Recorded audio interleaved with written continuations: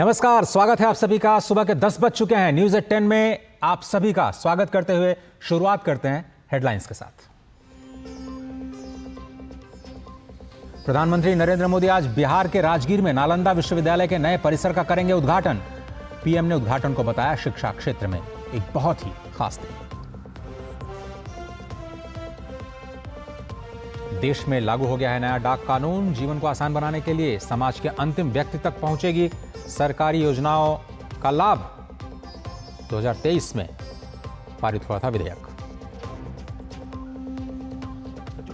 हरियाणा में चुनाव से पहले कांग्रेस को जबरदस्त झटका। पूर्व मुख्यमंत्री बंसीलाल की बहू किरण चौधरी का कांग्रेस पार्टी से इस्तीफा। आज बीजेपी में होंगे शामिल।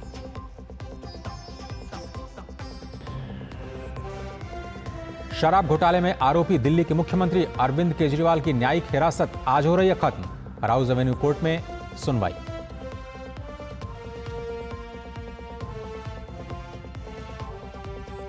भीषण गर्मी और लू झेल रहे उत्तर भारत में आज भी रहेगी हीट वेव की मार। गुजरात, चेन्नई, मध्य प्रदेश के कई हिस्सों में बारिश से राहत, लेकिन असम में अब बाढ़ के हालात से जनजीवन अस्त व्यस्त। सेंसेक्स और निफ्टी ने शुरुआती कारोबार में एक बार फिर से नया रिकॉर्ड कायम किया। सेंसेक्स ने पहली बार 77,500 का आंकड़ा किया पार। निफ्टी भी 23,600 के स्तर के करीब पहुंचा। रूस के राष्ट्रपति पुतिन 24 साल के बाद पहुंचे उत्तर कोरिया। किम जोंग उन ने पुतिन का किया स्वागत। अमेरिका के दोनों देशों के बीच गहराते सहयोग पर जताई चिंता। और आईसीसी टी20 विश्व कप में आज से शुरू हो रहा है सुपर 8 का रोमांच। पहले मुकाबले में आज मेजबान अमेरिका के सामने दक्षिण अफ्रीका की चुनौती।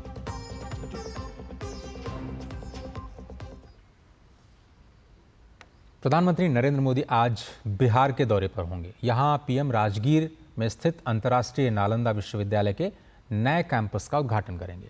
इस उद्घाटन समारोह में 17 देशों के मिशन प्रमुखों सहित कई प्रतिष्ठित व्यक्ति शामिल हैं। बिहार का नालंदा विश्वविद्यालय प्राचीन शिक्षा का ऐसा केंद्र जिसको आक्रांताओं ने तबाह तो कर दिया था, लेकिन शिक्षा का यह केंद्र एक बार फिर से जन सेवा के लिए, शिक्षा के विश्वव्यापी प्रसार के लिए तैयार खड़ा है।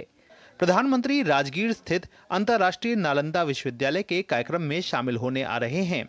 वह नालंदा विश्वविद्यालय के नवनिर्मित कैंपस का उद्घाटन भी करेंगे।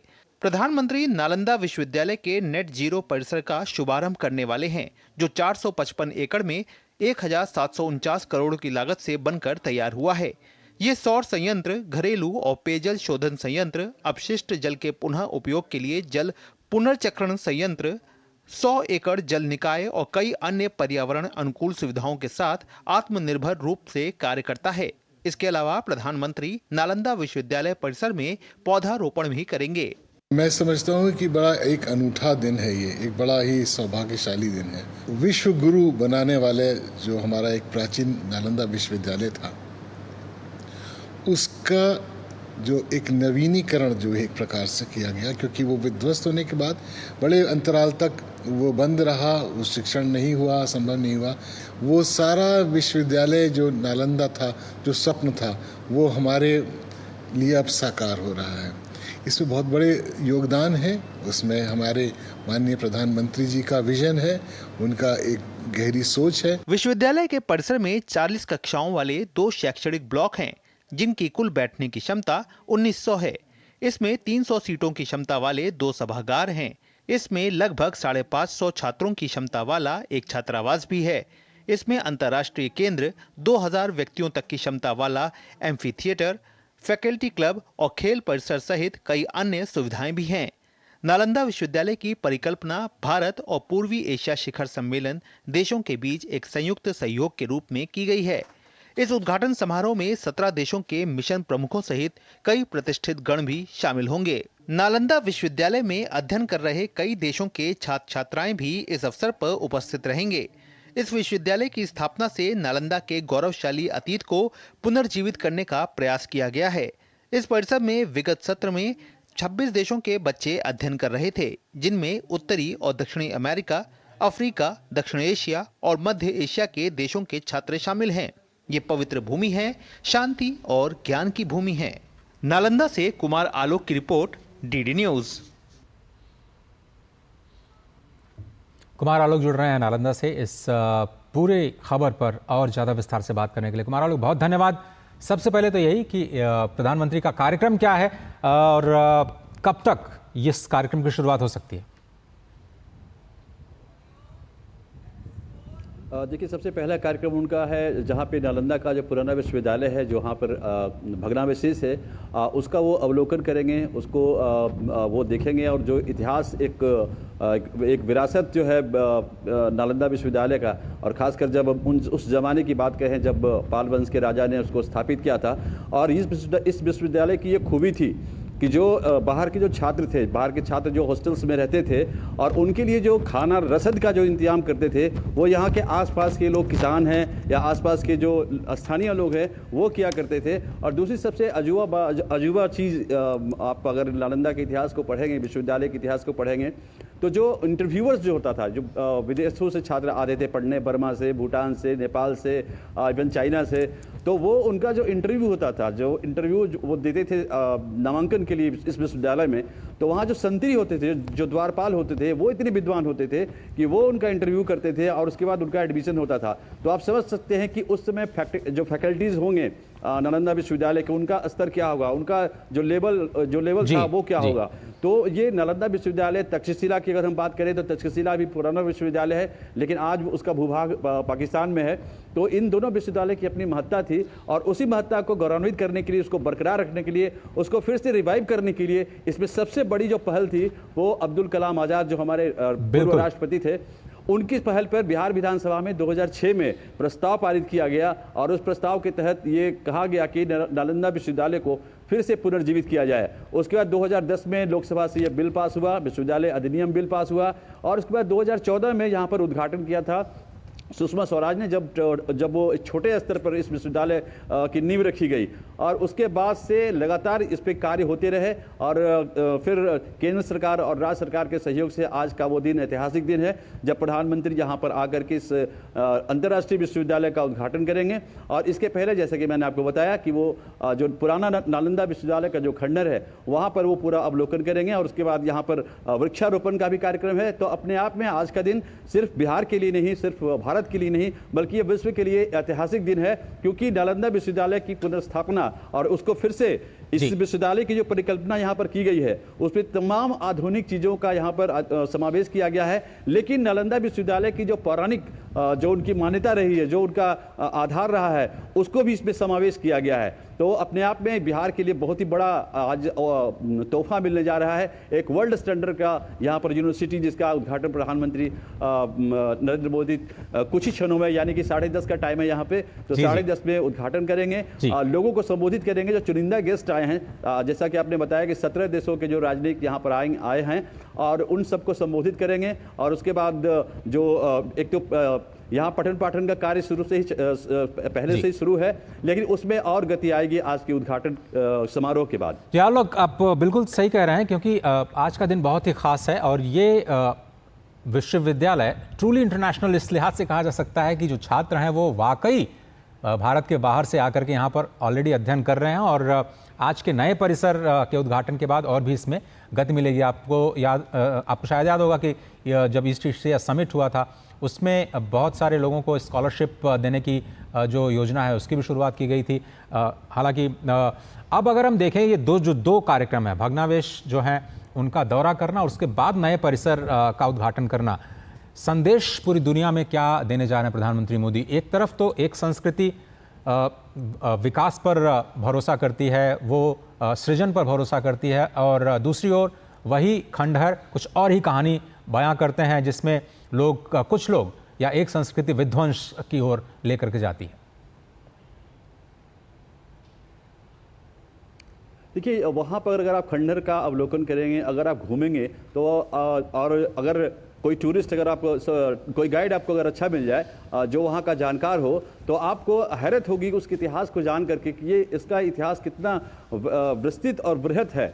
अगर आप देखें कि उस समय लोग कहते हैं कि अगर आप हार्वर्ड से पढ़ के आए हैं तो इंडिया में बहुत होता है कि भाई उनका बेटा हार्वर्ड से पढ़ के आया है, उनका बेटा फ्रैंकफर्ट से पढ़ के आया है, चाहे और भी विदेशों की यूनिवर्सिटी से पढ़ के आया है, लेकिन नालंदा विश्वविद्यालय की मान्यता ये थी कि अगर आप नालंदा विश्वविद्यालय में पढ़ते हैं तो एक विश्व स्तर पर उस स्टूडेंट का मान होता था कि ये नालंदा विश्वविद्यालय का स्टूडेंट है। हालांकि कुछ लोग फर्जीवाड़ा भी करते थे कि नहीं भाई मैं भी नालंदा विश्वविद्यालय का प्रोडक्ट हूँ। ये हमारे जो वाइस चांसलर है उन्होंने कल बताया जब उनका मैं इंटरव्यू कर रहा था। तो एक ऐसी विरासत है कि आप उस ऐतिहासिक जगह का भ्रमण करेंगे तो आपको लगेगा कि हमारा जो इतिहास था, हमारा जो शिक्षा के मामले में हम निश्चित रूप से विश्वगुरु थे, और वो विश्वगुरु की झलक आपको उस खड्डर में आपको दिखाई देगी कि किस तरीके से पुस्तकालय था वहाँ पर, किस तरीके से लोग खाने पर, स्टूडेंट्स के लिए खाने की जो व्यवस्था थी वो मेज़ कैसा था, वो सारा भग्नावशेष आपको देखने के बाद ये गर्व होगा अपने आप पर कि कभी भारत, हम शिक्षा के मामले में विश्वगुरु थे और आज हम उसी परिपाटी को फिर से दोहराने की ओर अग्रसर हैं, क्योंकि उसी नालंदा विश्वविद्यालय को सर्वाइव किया गया है, एक तरह से मॉडर्नाइज किया गया है, और उसकी जो मूल जो चेतना थी या मूल उसका जो स्वरूप था उससे भी खिलवाड़ नहीं किया गया है। यानी कि आधुनिकता और हमारी जो विरासत रही है उस विरासत को संजोने का काम किया गया है। और आपको पता होगा कि यूनेस्को ने इसे विरासत स्थल के रूप में पहले से ही घोषणा कर रखी है।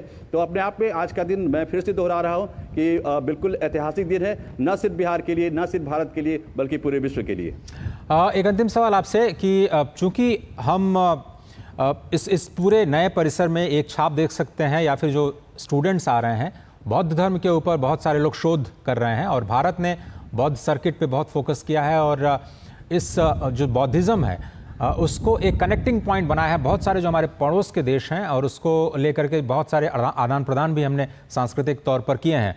तो शायद अब नालंदा विश्वविद्यालय के नए परिसर के साथ ही प्रधानमंत्री ये भी संदेश देंगे कि कैसे शांति और अहिंसा का संदेश हम लोग पूरी दुनिया में एक बार फिर से लेकर के जाएंगे, और जो भी बौद्ध धर्म के साथ जुड़े देश हैं उनको और भी भारत के साथ कनेक्ट करने का प्रयास करेंगे। आप अगर देखें, इतिहास को देखें तो महात्मा बुद्ध को ज्ञान प्राप्ति यही राजगीर से बहुत ज़्यादा दूर नहीं, गया के बगल में है बोध गया, वहाँ उनको ज्ञान की प्राप्ति हुई, और यहीं से बौद्ध धर्म पूरे विश्व में फैला। अगर हम ताइवान की बात कर लें, अगर हम चाइना की बात कर लें, अगर हम नेपाल की बात कर लें, अगर हम भूटान की बात कर लें, तो हमारा देश विश्वगुरु था, ये साबित किया महात्मा बुद्ध का जो सिद्धांत थे, महात्मा बुद्ध का जो एक तरह से फॉलोअर्स थे यहाँ पर, और विश्व के अंदर फैले। और अगर आप यहीं से थोड़ा दूर अगर आप जाते हैं आगे 10-12 किलोमीटर यहाँ से आगे जाएंगे तो वो है पावापुरी, जहाँ पर जैन धर्म के महान तीर्थंकर वर्धमान महावीर को यहाँ पर ज्ञान प्राप्त हुआ, और उन्होंने भी इसी बिहार को अपनी मिट्टी बनाया, इसी बिहार को अपना कर्म क्षेत्र बनाया। तो आप बुद्ध सर्किट से जोड़ने की आप बात कर रहे थे, तो अगर लुम्बिनी से हम चले, नेपाल के अब जो नेपाल का अंग हो गया, तो लुम्बिनी के अलावा हम देखें सारनाथ। आलोक, मेरे साथ आप बने रहिए, आपसे गुजारिश है कि आप मेरे साथ बने रहिए। हमारे पास कुछ तस्वीरें आ गई हैं प्रधानमंत्री नरेंद्र मोदी की। अब वो नालंदा विश्वविद्यालय में पहुंच चुके हैं, और थोड़ी देर पहले उन्होंने यहाँ का दौरा किया और यहाँ की जो प्राचीन संस्कृति है, प्राचीन विरासत, उसके बारे में नज़दीकी से जानने की कोशिश की, और संपूर्ण विश्व को ये संदेश कि भारत विध्वंस में नहीं बल्कि निर्माण में यकीन रखता है, और एक बार फिर से नई शुरुआत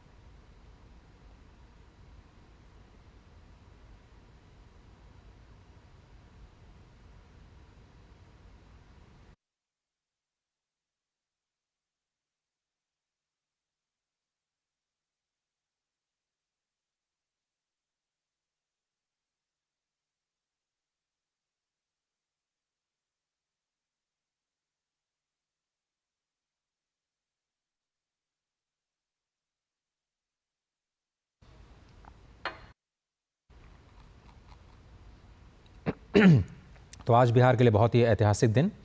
नालंदा विश्वविद्यालय एक बार फिर से इतिहास रचने को तैयार। और ये तस्वीरें इसमें आप देख रहे हैं, भग्नावशेष का अवलोकन कर रहे हैं प्रधानमंत्री नरेंद्र मोदी और नए परिसर का उद्घाटन करेंगे अब से थोड़ी देर बाद। परिसर की ये खासियत कि ये नेट ज़ीरो परिसर और एक बार फिर से जनसेवा के लिए, शिक्षा के विश्वव्यापी प्रसार के लिए ये परिसर अपनी अग्रणी भूमिका निभाने के लिए अब तैयार नज़र आ रहे हैं। और प्रधानमंत्री नरेंद्र मोदी का राजगीर और प्राचीन नालंदा विश्वविद्यालय का ये दौरा आज बिहार के लिए बहुत ही ऐतिहासिक है। लगातार तीसरी बार प्रधानमंत्री बनने के बाद पहली बार आज बिहार के दौरे पर पहुंचे हैं प्रधानमंत्री नरेंद्र मोदी और पूरे विश्व को आज एक बार फिर से नया संदेश दिया जाएगा। इस पूरे कार्यक्रम में 17 देशों के राजदूत भी शामिल होंगे। और आपको बताएं कि ये विदेश मंत्रालय के तहत नया विश्वविद्यालय का निर्माण किया गया है। करीब 1800 करोड़ रुपए की लागत में ये 455 एकड़ में फैला हुआ नया परिसर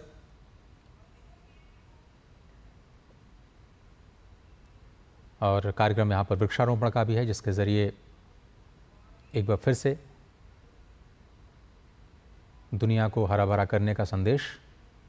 आपको याद होगा कि विश्व पर्यावरण दिवस के अवसर पर भी एक वृक्ष माँ के नाम इस अभियान की शुरुआत प्रधानमंत्री ने की थी और आज यहाँ नालंदा विश्वविद्यालय के नए परिसर में एक बार फिर से वृक्षारोपण के कार्यक्रम में शामिल होंगे प्रधानमंत्री और फिर से सभी को संदेश देंगे कि हम सभी को प्रकृति के साथ मिलकर के निर्माण की प्रक्रिया को आगे बढ़ाते रहना है। और नालंदा विश्वविद्यालय में अध्ययन कर रहे कई देशों के छात्र छात्राएं भी इस अवसर पर मौजूद रहेंगे।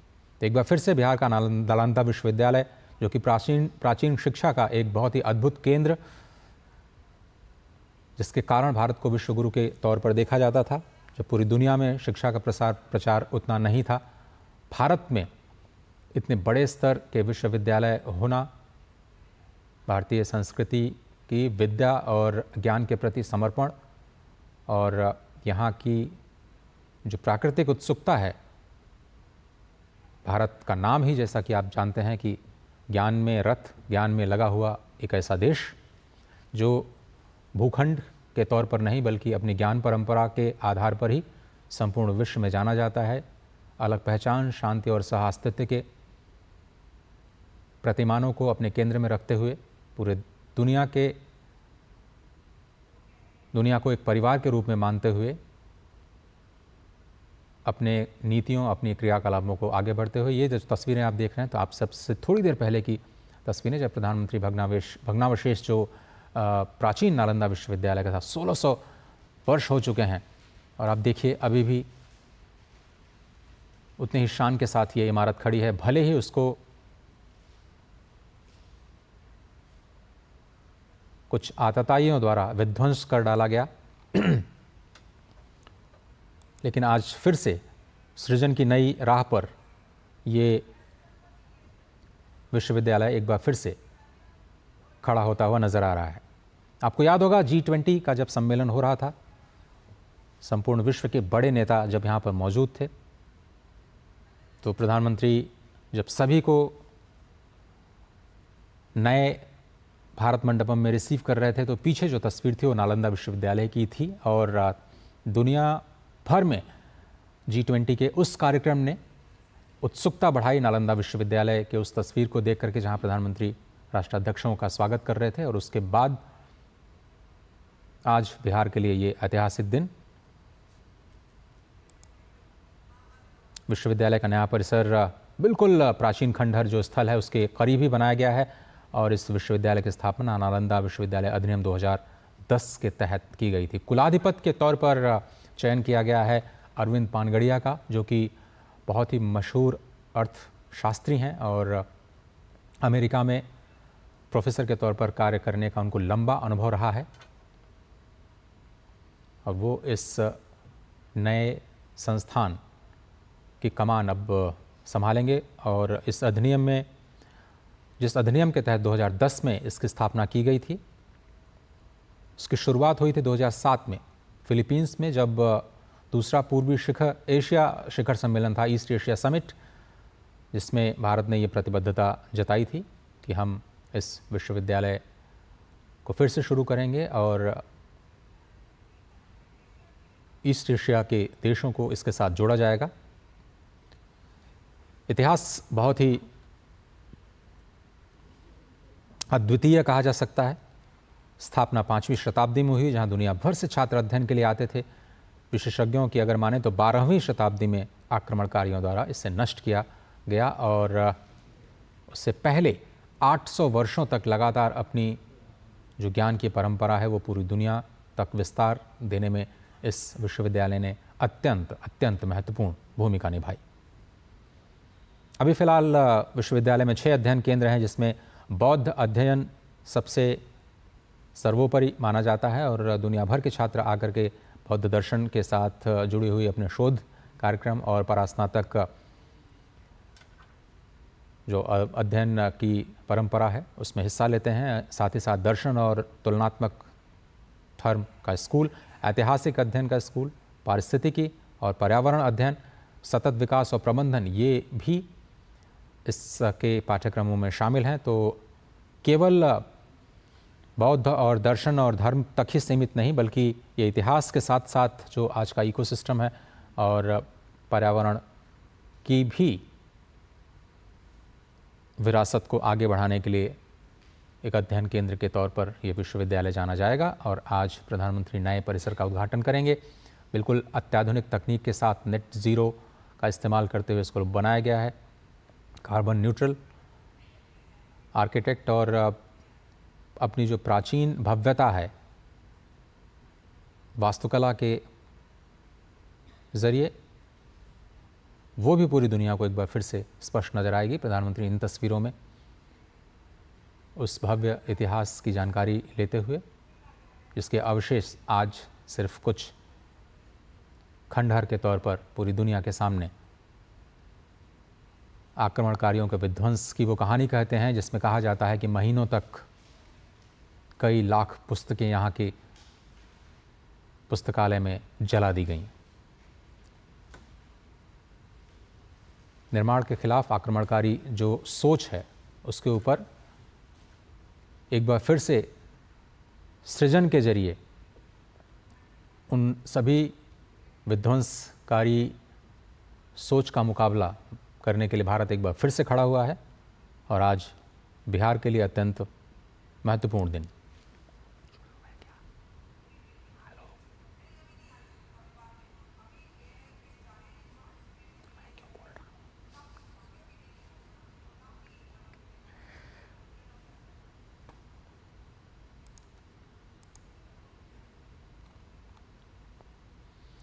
और एक वक्त था जब बिहार का नालंदा विश्वविद्यालय दुनिया के लिए शिक्षा का सबसे बड़ा केंद्र हुआ करता था और 815 सालों के लंबे इंतज़ार के बाद एक बार फिर से ये शिक्षा का केंद्र अपने पुराने स्वरूप में वापस लौट रहा है। और इसीलिए आज का दिन बिहार के लिए, आज का दिन नालंदा विश्वविद्यालय के लिए, आज का दिन स्वयं भारत के लिए और इस विश्वविद्यालय से जुड़े उन तमाम देशों के लिए भी बहुत बहुत ऐतिहासिक है। इसके नए परिसर का उद्घाटन अब से थोड़ी देर बाद प्रधानमंत्री नरेंद्र मोदी के हाथों होना है। पूर्व राष्ट्रपति डॉक्टर APJ अब्दुल कलाम के सपनों का नालंदा विश्वविद्यालय अब साकार रूप ले रहा है। जैसा कि हमारे संवाददाता बता रहे थे कि सबसे पहले पूर्व राष्ट्रपति डॉक्टर APJ अब्दुल कलाम ने इसके प्राचीन गौरव को वापस लाने की मंशा जताई, जिसके बाद बिहार में कैबिनेट में इसको मंजूरी दी गई। और इस पूरे विश्वविद्यालय का अगर आप इतिहास देखें तो शिक्षा के प्रति जो भारत का दृष्टिकोण है, ज्ञान परंपरा के प्रति जो भारत का दृष्टिकोण है, सामाजिक समरसता के साथ विश्व बंधुत्व की भावना को केंद्र में रख करके ज्ञान के प्रचार और प्रसार का जो भारत का एक आउटलुक है, वो एक बार फिर से पूरी दुनिया को स्पष्ट तौर पर दिखाई देगा। जहां आज दुनिया प्रोटेक्शनिज्म के साथ अपने आप को जोड़ करके देखती है, बात की जाती है उन तकनीकों को, उन ज्ञान को अपने तक सीमित रखने की और उसका फ़ायदा सिर्फ़ और सिर्फ अपने देशों तक सीमित रखने की, अपने देश की व्यवस्थाएं, अपने देश के समाज के लोगों का केवल भला करने की जो एक परिपाटी, एक नई परंपरा आज के इस आधुनिक युग में शुरू हुई है। इसमें विकसित देश सबसे अग्रणी नज़र आते हैं, जो तकनीक को, जो शिक्षा को, जो ज्ञान परंपरा को बिल्कुल अपने तक सीमित रखना चाहते हैं और उसको पूरी दुनिया के साथ साझा करने में विश्वास नहीं रखते, और अगर विश्वास रखते भी हैं, शेयर करते भी हैं, तो एक बड़ी कीमत पर, ऊंची कीमत पर। लेकिन आज भारत एक बार फिर से पूरी दुनिया को नया संदेश देता हुआ स्पष्ट नजर आएगा और पूरे विश्व के लिए एक अनमोल धरोहर के रूप में एक बार फिर से ये जो नालंदा विश्वविद्यालय है एक बार फिर से उठ खड़ा हुआ है। कुमार आलोक हमारे साथ जुड़े हुए हैं, संवाददाता नज़र रखे हुए हैं इस पूरे कार्यक्रम पर। कुमार, हम आपसे चर्चा कर रहे थे कि किस तरह से अंतर्राष्ट्रीय, अपने सच्चे मायनों में एक अंतर्राष्ट्रीय विश्वविद्यालय के तौर पर हम एक बार फिर से भारत को ज्ञान परंपरा के उसी पुरानी जो परंपरा है उसकी ओर फिर से ले जाते हुए एक बार फिर से आज एक नया उदाहरण पेश करने जा रहे हैं।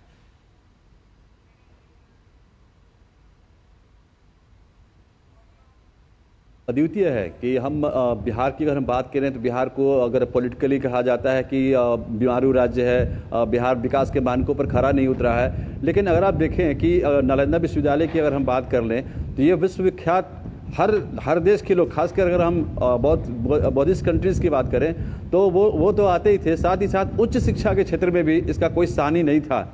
अगर हम बात के वर्षों की बात करें किस विध्वंस के बाद, अगर हम देखें कि पटना विश्वविद्यालय जो है, जो पटना में स्थित है, यह भी विश्वविद्यालय अपने ज़माने में बहुत ही समृद्ध था। दिल्ली विश्वविद्यालय से इसकी टक्कर होती थी, लेकिन बाद के वर्षों में, खासकर अगर हम कहें कि 90 के दशक के बाद वहाँ शिक्षा में भी क्षरण आई। लेकिन इसके बाद जब नीतीश कुमार आए हैं, और ये नालंदा जो है नीतीश कुमार का अपना गृह क्षेत्र है, और यही कारण है कि नालंदा ने शिक्षा के क्षेत्र के साथ साथ जो हमारी जो बुनियादी ज़रूरतें हैं, अगर हम बात करें नालंदा की, तो यहाँ पर आयुध निर्माण केंद्र है केंद्र सरकार का। जब जॉर्ज फर्नांडिस रक्षा मंत्री थे तब उन्होंने ये खोला था। सैनिक स्कूल यहाँ पे है, और अगर आप नालंदा में आएंगे तो तमाम तरह की वो चीज़ें मिलेंगी। खासकर टूरिज़्म के क्षेत्र में अगर आप जाएंगे तो आपको अद्भुत नज़ारे यहाँ पर देखने को मिलेंगे। और ये इस विश्वविद्यालय की स्थापना की अगर बात करूँ, जो अंतर्राष्ट्रीय विश्वविद्यालय की आज उद्घाटन करेंगे प्रधानमंत्री, तो ये पूरी तरीके से पहाड़ियों से घिरा हुआ है। सुरम में जिसे कहते हैं कि एक पढ़ने का जो वातावरण होता है, जिसमें कि बहुत सारे फैक्टर्स जरूरी होते हैं, तो उसमें प्रकृति का भी एक योगदान होता है। और आप देखेंगे इस विश्वविद्यालय के पूरे किनारे लंबी पहाड़ियाँ हैं, ऊँची पहाड़ियाँ हैं और हरी भरी पहाड़ियाँ हैं। इसके अलावा आप देखें कि जब नालंदा विश्वविद्यालय का पुराना स्वरूप था तो उसमें काफ़ी तालाब थे, बहुत सारे पॉन्ड्स थे, तो उन पॉन्ड्स में उससे पारिस्थितिकी कंट्रोल भी होता था। तो यहाँ भी अगर आप देखेंगे कि इतने एकड़ में जब ये विश्वविद्यालय बना है तो कम से कम 20 से लेकर 25 तालाबें, बड़ी बड़ी तालाबें यहाँ पर बनी हुई हैं। यानी प्रकृति के सारे अनोखे स्वरूप के साथ साथ जो शिक्षा का स्टैंडर्डाइजेशन होता है, जो उच्च शिक्षा या गुणवत्ता की हम बात करें, तो ये सारा इस विश्वविद्यालय में मौजूद है। और फैकल्टी भी बहुत ही हाई लेवल के यहाँ पर है। और स्टूडेंट्स की अगर बात करें, हमने स्टूडेंट्स से बात की तो उनका यही कहना है कि जो एक तो फैकल्टी है, दूसरा जो प्रैक्टिकल की जो सुविधाएं हैं, चाहे वो पर्यावरण के क्षेत्र में हो, चाहे वो कंप्यूटर के क्षेत्र में हो, चाहे वो लैंग्वेज के क्षेत्र में हो, तो वो यहाँ पर उसके बारे में हम कह ही नहीं सकते, इतना शानदार व्यवस्था है। तो अब देखना होगा कि आज जब उद्घाटन प्रधानमंत्री करेंगे और उसके बाद ये विश्वविद्यालय होता है, जैसे कि हम देखते हैं कि रेटिंग होता है पूरे विश्व में, विश्वविद्यालयों की रेटिंग होती है कि कौन सा विश्वविद्यालय नंबर 1 पे है, नंबर 2 पे है। तो हम अभी भी इंटरनेशनल रेटिंग में पीछे हैं, लेकिन हम ये विश्वास करते हैं कि इस विश्वविद्यालय की जो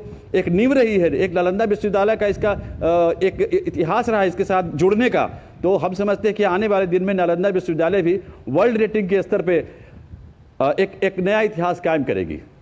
जी आलोक, आप फिलहाल इस पर निगाह रखिए। आपका बहुत बहुत धन्यवाद फिलहाल जानकारी लेने के लिए। और एक छोटा सा ब्रेक लेते हैं, आप देखते रहिए न्यूज़ 18। टेस्टी राजमा बनाना नहीं आया। बिना MDH राजमा मसाला के टेस्टी राजमा कैसे बनेगा? MDH राजमा मसाला, क्या स्वादिष्ट राजमा बनाए।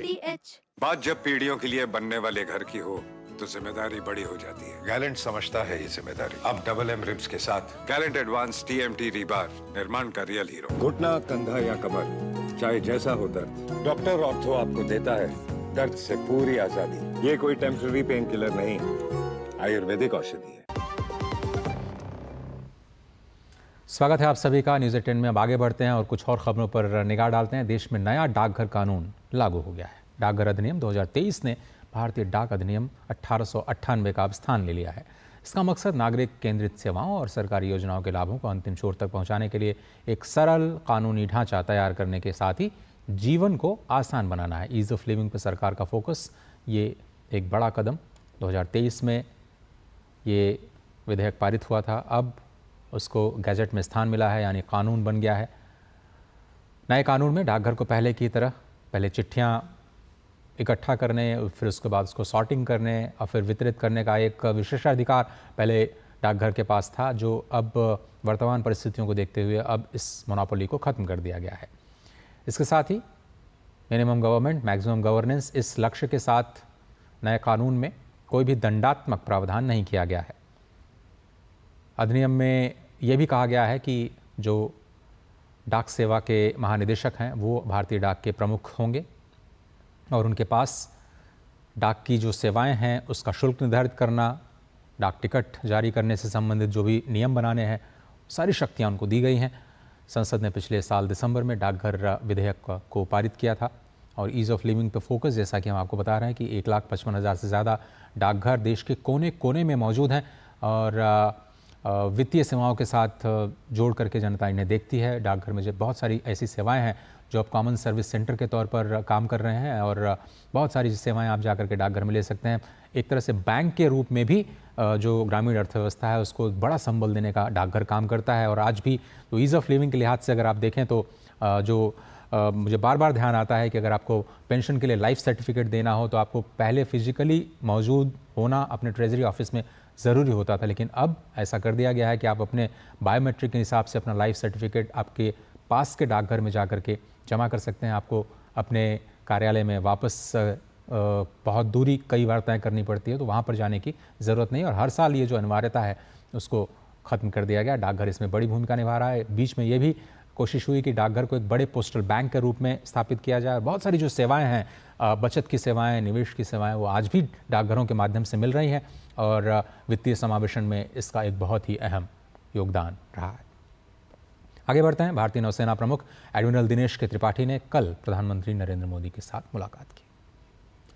इस मुलाकात के दौरान नौसेना प्रमुख ने प्रधानमंत्री को भारतीय नौसेना में चल रही विभिन्न गतिविधियों के बारे में जानकारी दी। इसके साथ ही किसी भी समय कहीं भी किसी भी तरह के युद्ध के लिए तैयार रहने और क्षमता निर्माण में आत्मनिर्भरता पर ध्यान केंद्रित करते हुए राष्ट्रीय समुद्री हितों की रक्षा करने की नौसेना की प्रतिबद्धता का आश्वासन दिया।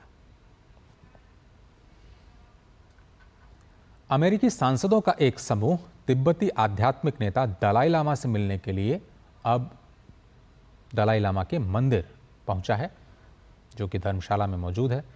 प्रतिनिधिमंडल के प्रमुख ने कहा कि राष्ट्रपति जो बाइडेन जल्द ही एक विधेयक पर हस्ताक्षर करेंगे जिसका उद्देश्य तिब्बत विवाद को सुलझाने के लिए चीन पर दबाव डालना है। इस विधेयक का उद्देश्य बीजिंग को तिब्बती नेताओं के साथ बातचीत करने के लिए प्रेरित करना है, जो 2010 से रुकी हुई है, ताकि तिब्बत पर बातचीत के समझौते को सुरक्षित किया जा सके और तिब्बती लोगों को ऐतिहासिक, सांस्कृतिक, धार्मिक और भाषाई पहचान पर आकांक्षाओं को संबोधित करने के लिए चीन को प्रेरित किया जा सके। दिल्ली में गहराते जल संकट को लेकर के भारतीय जनता पार्टी लगातार प्रदर्शन कर रही है। इस क्रम में दिल्ली की चांदनी चौक से भारतीय जनता पार्टी के सांसद प्रवीण खंडेलवाल ने कार्यकर्ताओं के साथ प्रदर्शन किया।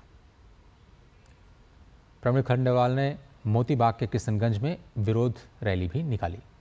प्रदर्शन के दौरान उन्होंने दिल्ली के मुख्यमंत्री अरविंद केजरीवाल की सरकार पर धरातल पर काम करने की जगह आरोप प्रत्यारोप में लिप्त रहने का आरोप लगाया।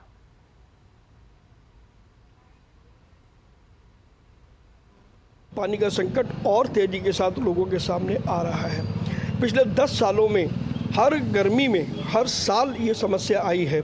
सवाल सबसे बड़ा ये खड़ा होता है कि दिल्ली की सरकार ने पिछले 10 सालों में इस समस्या के स्थायी समाधान को निकालने की चेष्टा क्यों नहीं की। इससे बड़ा साफ स्पष्ट है कि केजरीवाल सरकार की कोई दिलचस्पी कोई भी समस्या का हल निकालने में नहीं है। उनके पास केवल एक ही चीज़ है, आरोप, आरोप और आरोप। वो आरोप लगाना जानते हैं, आरोप की राजनीति कर रहे हैं। उनको इस बात से कोई मतलब नहीं है कि दिल्ली की जनता अगर प्यासी मर रही है तो मरने दें। उनको अपनी टैंकर माफिया के साथ दोस्ती निभानी है और कोई कदम ऐसा नहीं उठाना जिससे पानी की पाइपलाइन के लीकेज को रोका जा सके। और दिल्ली में क्या आम और क्या खास, हर इलाके में पानी की किल्लत बढ़ गई है। पूर्वी दिल्ली की कई कॉलोनीज में 2-3 दिनों से पानी ही नहीं आ रहा। विनोद नगर, मंडावली, गणेश नगर समेत कई इलाकों में पानी के लिए हाहाकार मचा हुआ है। गोल मार्केट, बंगाली मार्केट, तिलक मार्ग, संसद भवन, सुप्रीम कोर्ट, हाई कोर्ट और न्यायाधीशों के बंगलों में भी अब पानी की सप्लाई को कम कर दिया गया है।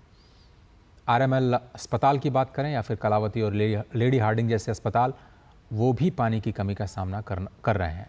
बीजेपी सांसद रामवीर सिंह बिधोड़ी ने जल संकट पर दिल्ली के मुख्यमंत्री अरविंद केजरीवाल को घेरा।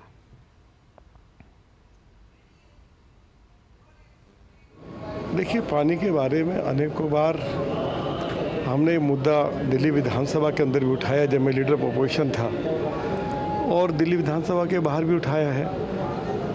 दिल्ली के मुख्यमंत्री अरविंद केजरीवाल ने एक बार नहीं बल्कि 1 दर्जन बार दिल्ली के लोगों से वायदा किया कि हम दिल्ली के लोगों के लिए 24 घंटे पीने का पानी उपलब्ध कराएंगे, कि हम मुरादनगर से 150 MGD पानी पाइपलाइन बिछाकर लाएंगे। उन्होंने ये भी कहा था कि हिमाचल से भी हम पाइपलाइन बिछाकर दिल्ली के लिए 140 MGD पानी लेकर आएंगे। आखिर अरविंद केजरीवाल ने जो कुछ कहा, जो उनकी कमिटमेंट थी, जो कुछ व्यवस्था उनको करनी थी, व्यवस्था तो की नहीं गई। अब आरोप प्रत्यारोप करना, और वो एक बार नहीं अनेकों बार सुप्रीम कोर्ट के पास गए हैं। सुप्रीम कोर्ट ने भी उनको अच्छी खासी फटकार लगाई है।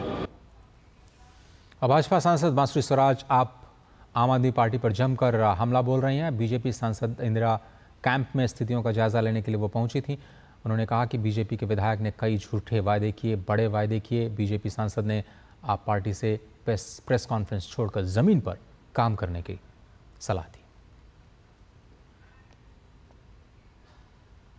भारतीय जनता पार्टी के प्रवक्ता शहजाद पूनावाला ने नीट मामले में साझा किए वीडियो की विश्वसनीयता पर सवाल उठाते हुए कांग्रेस पर जमकर हमला बोला। शहजाद पूनावाला ने कहा कि प्रियंका गांधी और राहुल गांधी नीट मामले में झूठे तथ्य की अब वकालत कर रहे हैं। झूठ बोलना कांग्रेस पार्टी की फितरत बन चुकी है। दोनों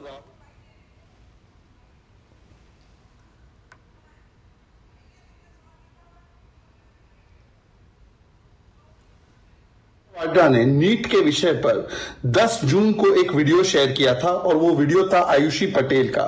ये है उनका वीडियो जिसपे प्रियंका वाड्रा ने लंबा चौड़ा पोस्ट किया था। इसमें आयुषी पटेल दिखाई दे रही है, कह रही है कि मेरे साथ अन्याय किया गया, मेरे ठीक से मार्क्स नहीं दिए गए, मेरे OMR शीट को फाड़ दिया गया है। ये सारे क्लेम्स उसने किए, और ये वही आयुषी पटेल है जिसने पहले 2 या 3 साल पहले कहा था कि मैंने कोविड वैक्सीन खोज ली है। इस प्रकार की विश्वसनीयता और क्रेडिबिलिटी वाली व्यक्ति का वीडियो आप शेयर कर रही है प्रियंका वाड्रा जी, इससे बचिए। और उत्तर प्रदेश के अकबर नगर में ध्वस्तीकरण का अभियान जो कार्य है चल रहा था, वो पूरा हो चुका है। फिलहाल मलबा हटाने का काम जारी है।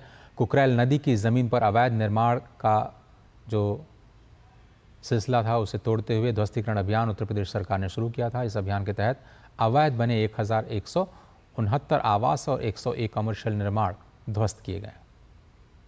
ध्वस्तीकरण अभियान के तहत अतिक्रमण हटाने का कार्य दिसंबर 2023 से शुरू हुआ था।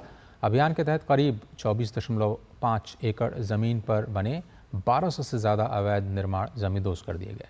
बता दें कि उत्तर प्रदेश सरकार इस पूरे क्षेत्र को इको टूरिज्म का हब बनाने जा रही है। लखनऊ के चिड़ियाघर को भी इसी जगह से पुनर्स्थापित करने की योजना है। मुख्यमंत्री योगी आदित्यनाथ ने कुकरेल नदी के पुनर्जीवन के लिए हाई कोर्ट से लेकर के सुप्रीम कोर्ट तक बड़ी लड़ाई लड़ी। पूरे उत्तर भारत में प्रचंड गर्मी से हाहाकार मचा है। मैदानी इलाकों में पहाड़ तक लोग गर्मी की मार झेल रहे हैं। दिल्ली NCR समेत यूपी में चिलचिलाती धूप और गर्म हवाओं के थपेड़े जानलेवा हो चले हैं। हरियाणा, चंडीगढ़, पंजाब, राजस्थान, उत्तराखंड, हिमाचल के कई हिस्सों और उड़ीसा, झारखंड, बिहार और जम्मू कश्मीर संभाग के अलग अलग हिस्सों में ज़बरदस्त लू चल रही है। इस बीच पंजाब, हरियाणा, चंडीगढ़, दिल्ली, उत्तर प्रदेश के कई हिस्सों में अधिकतम तापमान 44 से 46 डिग्री सेल्सियस के बीच दर्ज किया गया। कल सर्वाधिक तापमान उत्तर प्रदेश के उरई में 46.4 डिग्री था। आज भी इन इलाकों में हीट वेव को लेकर के रेड अलर्ट जारी किया गया है।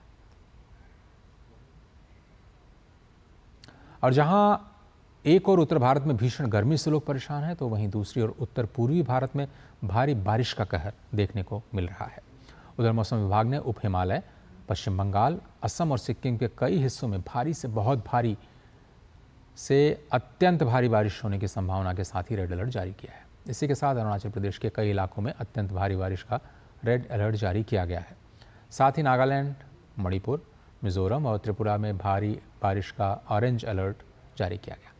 वहीं पिछले 24 घंटों की बात करें तो मेघालय में काफ़ी भारी बारिश दर्ज की गई है। इसी के साथ मंगलवार 19 जून को तमिलनाडु के कई हिस्सों में भी तेज हवाओं के साथ बारिश हुई। मध्य प्रदेश के ग्वालियर सहित भावनगर, गुजरात के पालीताना में भी तेज बारिश रिकॉर्ड की गई। तमिलनाडु और उड़ीसा के कई हिस्सों में बारिश देखने को मिली है।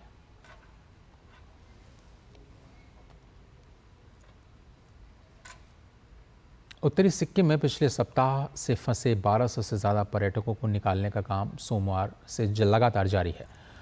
नागरिक प्रशासन द्वारा चलाए गए राहत कार्यों में तीव्रता लाने के लिए त्रिशक्ति कोर के जवान भी बड़े पैमाने पर मदद कर रहे हैं। बड़ी संख्या में भूस्खलन के कारण पर्यटकों को पैदल और वाहनों के जरिए सुचारू संपर्क वाली जगहों पर ले जाया जा रहा है।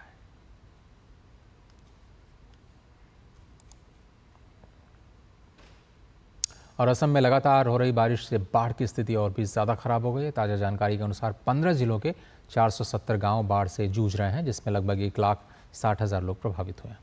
सबसे ज़्यादा प्रभावित जिला करीमगंज है, जहां करीब 1,52,000 लोग प्रभावित हैं। हैलाकांडी ज़िले में बाढ़ में एक व्यक्ति की जान चली गई, जिससे राज्य में इस साल बाढ़ के दौरान मरने वालों की संख्या 26 तक पहुंच चुकी है।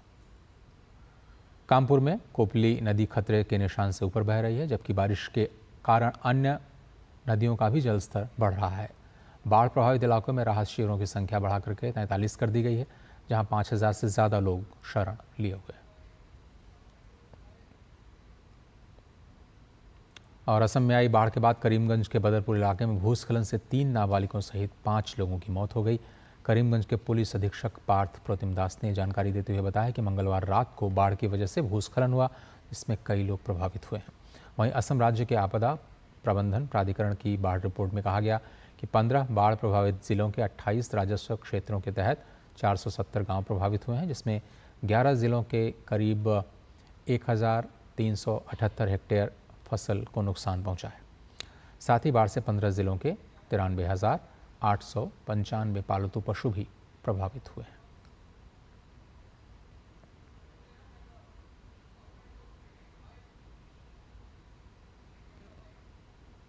पश्चिम बंगाल में अलीपुरद्वार जिले के जल्दापारा नेशनल पार्क क्षेत्र के एक पुराने जंगल में कल रात भीषण आग लग गई।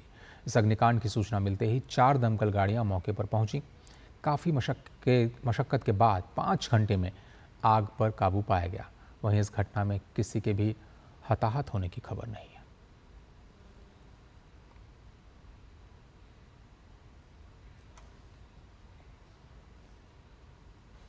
आबकारी नीति घोटाले से जुड़े मनी लॉन्ड्रिंग मामले में दिल्ली के मुख्यमंत्री अरविंद केजरीवाल की न्यायिक हिरासत आज खत्म हो रही है। दिल्ली के राउज एवेन्यू कोर्ट में आज इस मामले में सुनवाई होगी। इससे पहले कोर्ट ने 5 जून को केजरीवाल की जुडिशियल कस्टडी 19 जून तक बढ़ा दी थी।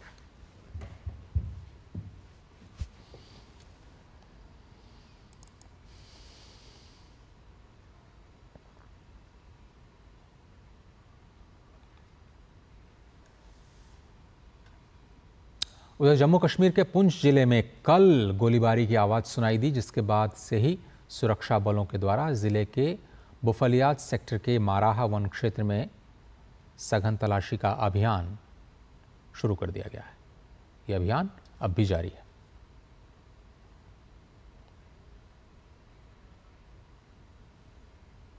चेन्नई से मुंबई जाने वाली इंडिगो की फ्लाइट को बम की धमकी का संदेश मिला था, जिससे विमान में बैठे यात्रियों में हड़कंप मच गया। वहीं संदेश के बाद विमान को सुरक्षित रूप से लैंड करा लिया गया है। बताया गया कि बम की धमकी का संदेश निजी एयरलाइन के नई दिल्ली स्थित कॉल सेंटर पर मिला। संदेश मिलने के बाद सुरक्षा बढ़ा दी गई है।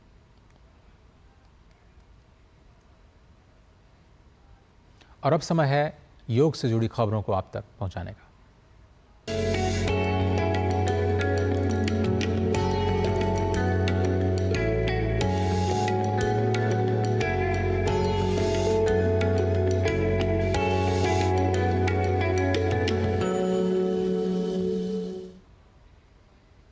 और प्रधानमंत्री मोदी लगातार कई सारे योगासनों की सीरीज़ में नए वीडियोस पोस्ट कर रहे हैं और आज शशांकासन के बारे में उन्होंने उसका तरीका, उसके फ़ायदे और सावधानियों के बारे में बताया और अपने सोशल मीडिया प्लेटफॉर्म पर वीडियो जारी किया है।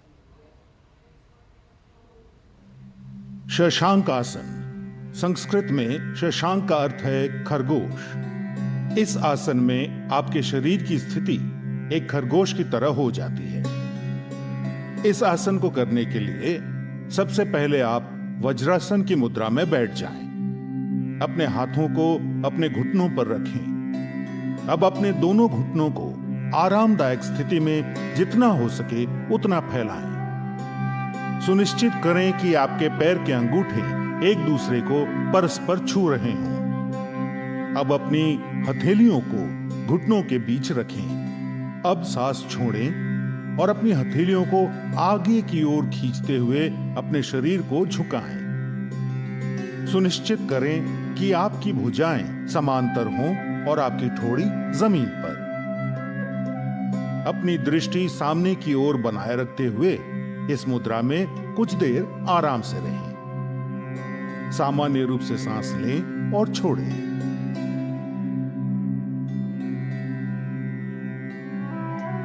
शशांक आसन कब्ज से राहत दिलाता है और पाचन क्रिया में सुधार लाता है। यह आसन पीठ दर्द में भी राहत दिलाता है। हाई बीपी यानी उच्च रक्तचाप के रोगियों को यह आसन सावधानी के साथ करना चाहिए।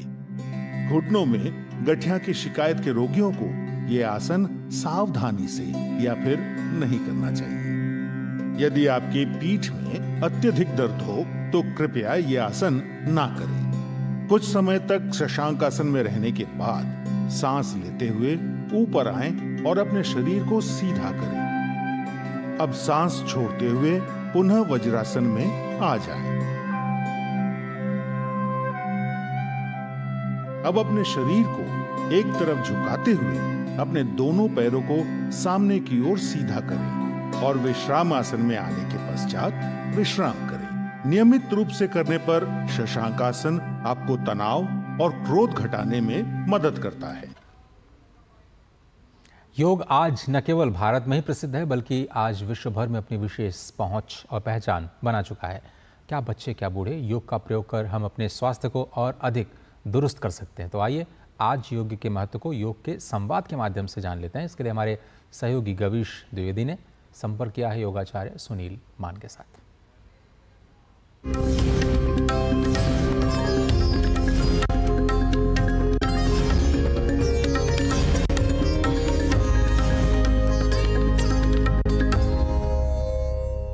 नमस्कार, डीडी न्यूज़ के इस विशेष संवाद कार्यक्रम में आप सभी का स्वागत है। इस विशेष योग संवाद में आज योग पर बात करने के लिए हमारे साथ उपस्थित हैं योगाचार्य सुनील मान जी। सुनील जी, सबसे पहले तो इस संवाद कार्यक्रम में आपका स्वागत है। प्रणाम, नमस्कार गवीश जी और डीडी न्यूज़ के समस्त दर्शकों को मेरा प्यार भरा अभिनंदन।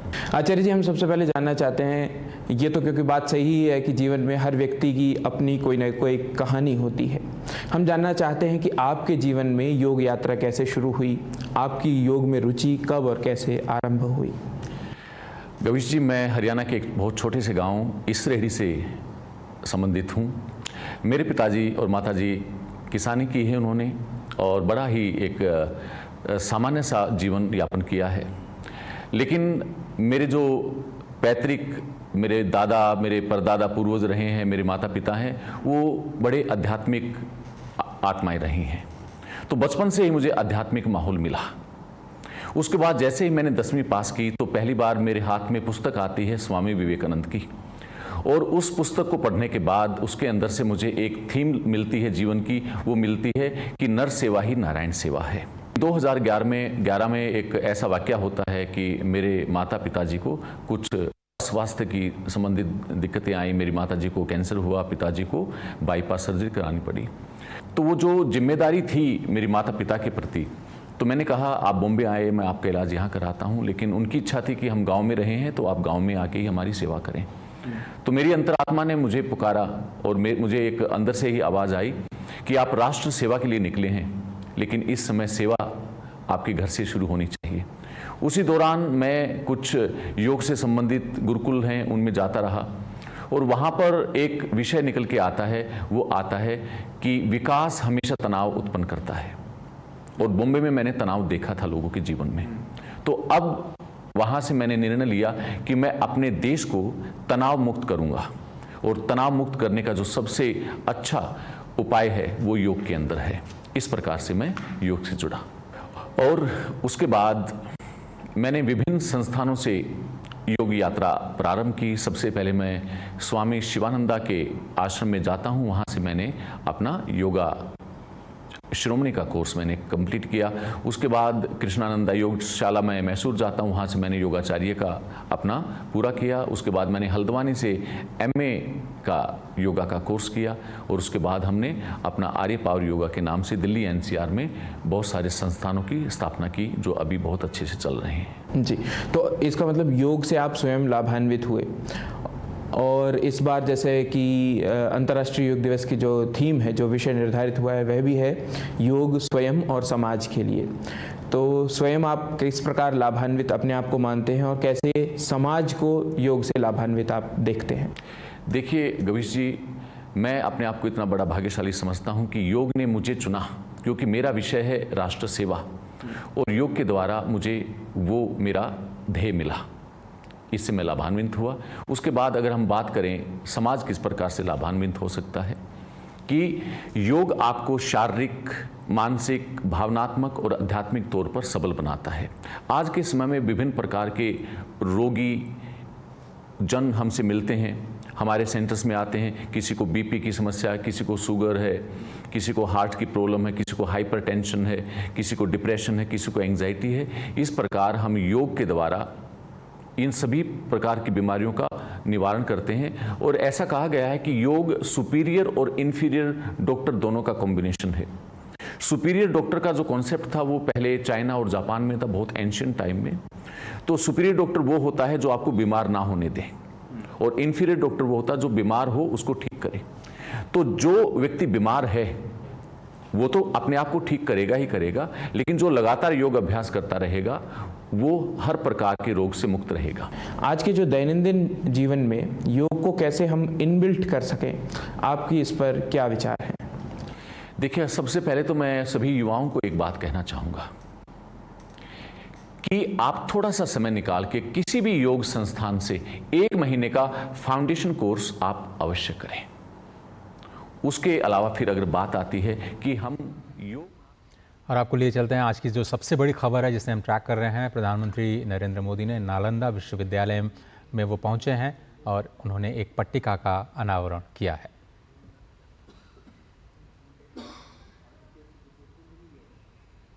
आज बहुत ही खास दिन बिहार के लिए। नया परिसर नालंदा विश्वविद्यालय का, प्रधानमंत्री के साथ में बिहार के मुख्यमंत्री नीतीश कुमार और नालंदा विश्वविद्यालय के कुलाधिपति अरविंद पानगढ़िया मौजूद। विदेश मंत्रालय के तहत कार्य करने वाला ये विश्वविद्यालय, विदेश मंत्री भी स्पष्ट नजर आ रहे हैं।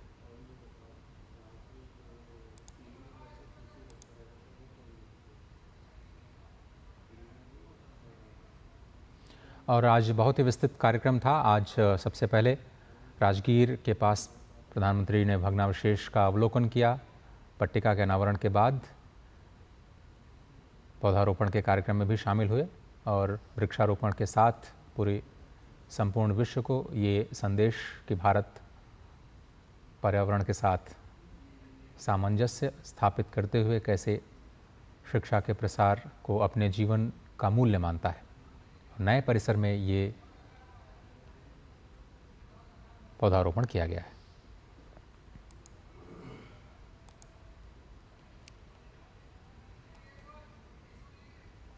तो शिक्षा के लिए बहुत ही खास दिन आज।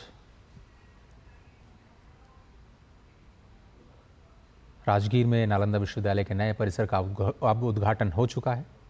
नालंदा का प्रधानमंत्री ने आज पोस्ट करके भी कहा कि नालंदा का हमारे गौरवशाली अतीत से बहुत ही गहरा नाता है और ये विश्वविद्यालय निश्चित रूप से युवाओं की शैक्षिक आवश्यकताओं को पूरा करने में बहुत मददगार साबित होगा।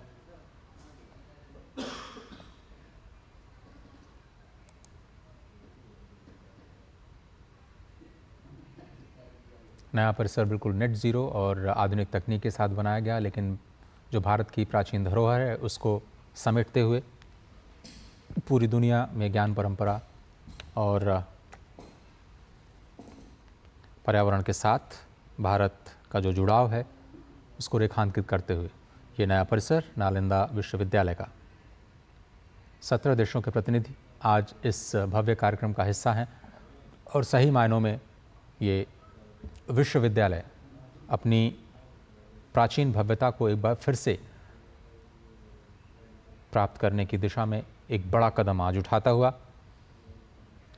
एक वक्त बिहार का नालंदा विश्वविद्यालय दुनिया के शिक्षा के सबसे बड़े केंद्रों में शामिल हुआ करता था और 800 से ज़्यादा सालों के बाद एक बार फिर से ये अपने नए परिसर के साथ नई उड़ान के लिए तैयार नज़र आ रहा है।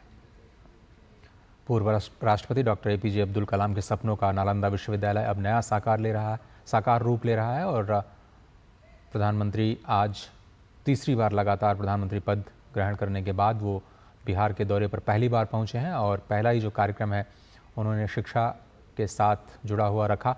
बिहार को वैसे भी प्राचीन काल से शिक्षा, धर्म, अध्यात्म, दर्शन की एक समृद्ध विरासत परंपरा के मुख्य केंद्र के रूप में देखा जाता रहा है और आज भी बिहार से निकले ह्यूमन रिसोर्स पूरी दुनिया में अपनी एक अलग पहचान, अपने अथक परिश्रम और बुद्धिमत्ता के लिए जाने जाते हैं और कई बड़े नाम पहले ही नालंदा विश्वविद्यालय में अध्ययन कर चुके हैं और विश्वविद्यालय का इतिहास, शिक्षा के प्रति भारत के दृष्टिकोण और इसकी समृद्धि का एक बहुत बड़ा द्योतक और ये महत्व न केवल भारत के लिए बल्कि पूरे विश्व के लिए अनमोल धरोहर के रूप में एक बार फिर से नालंदा विश्वविद्यालय उसी शान के साथ सिर उठा करके आगे बढ़ने को तैयार, जिसमें भारत को विश्वगुरु के रूप में पहले देखा जाता रहा है और दुनिया का पहला आवासीय विश्वविद्यालय इसे माना जाता है जहां पर छात्र और शिक्षक एक ही परिसर में रहा करते थे। हालांकि भारत में गुरुकुलों की परंपरा भी अत्यंत प्राचीन है और लगभग हर गांव में गुरुकुल हुआ करते थे जहां पर छोटे स्तर पर छात्र और शिक्षक एक ही साथ में एक ही परिसर में जो रहने की परंपरा है वो नालंदा में विश्वविद्यालय यानी वृहद रूप में दिखाई देती थी, जब 10,000 छात्र यहाँ पर अध्ययन के लिए और उच्च शिक्षा के अध्ययन के लिए आते थे और बड़ी संख्या में यहाँ शिक्षकों की भी नियुक्ति होती थी। नालंदा विश्वविद्यालय की स्थापना 450 ईस्वी में सम्राट कुमार गुप्त ने की थी। कुमार गुप्त प्रथम ने, उसके बाद में हर्षवर्धन और पाल शासकों का भी संरक्षण लगातार रहा। 800 साल से ज़्यादा मानवता की सेवा करने के बाद कुछ आतताइयों ने इस पर प्रहार किया, ज्ञान के केंद्र को पूरी तरह से ध्वस्त कर दिया, 3 लाख से ज़्यादा किताबों को जला दिया। 9 मंजिला विशाल पुस्तकालय जिसमें 3 लाख से ज़्यादा पुस्तकें थीं, बताया जाता है कि महीनों तक वो चलती रही। Honourable prime minister of India Shri Narendra Modi ji, Bharat के यशस्वी प्रधानमंत्री श्री नरेंद्र मोदी जी का हम हार्दिक स्वागत करते हैं, हृदय की गहराइयों से अभिनंदन करते हैं। It gives me immense pleasure, in fact a great privilege, to extend a very warm welcome to Honorable Prime Minister of India. देश विदेश से आए विशिष्ट अतिथि गणों और नालंदा विश्वविद्यालय के युवाओं के बीच आपकी गरिमामय उपस्थिति से हम अत्यंत आनंदित, उल्लासित और पुलकित है। माननीय प्रधानमंत्री जी, हम सब आपका हृदय से अभिनंदन करते हैं।